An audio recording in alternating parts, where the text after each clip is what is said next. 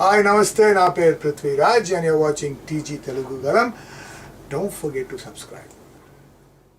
దళిత మహిళలు వివస్త్రను చేసిన దుండగులను కఠినంగా శిక్షించాలని ఎంఆర్పీఎస్ జాతీయ ఉపాధ్యక్షుడు ప్రభాకర్ అన్నారు.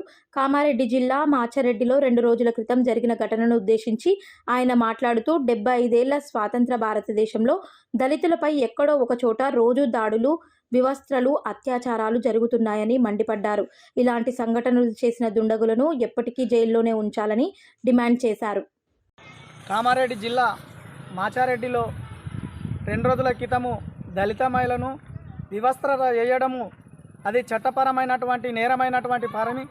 మరి స్వతంత్ర భారతదేశంలో 75 ఏళ్ల స్వతంత్ర భారతదేశంలో ఇంకా కులం పిచ్చితోని పోరాడుతున్నటువంటి మరి ఇప్పటికైనా చట్టం, ఇంత పెద్ద చట్టం ఉన్న భారతదేశంలో, ఇంత పెద్ద రాజ్యాంగం ఉన్నటువంటి భారతదేశంలో ఇంకా కులాల పిచ్చితోని ఇలాంటి మరి దళిత మహిళ మీద అరాచకంగా దాడి చేసి వివస్త్రణ చేసినటువంటి ఆ దుండగులను అసలైన శిక్ష విధించవలసిన అవసరం ఎంతైనా ఉన్నది. ఇంకోటి ఏంటంటే వాళ్ళకు రేపు జైల్లో ఉన్నారని కాదు, మొత్తం స్థిరాంతరం జీవిత ఖైదీలుగా జడ్జిమెంటు ఖచ్చితంగా జడ్జీలకు ఒకటే విజ్ఞప్తి చేస్తున్నాం.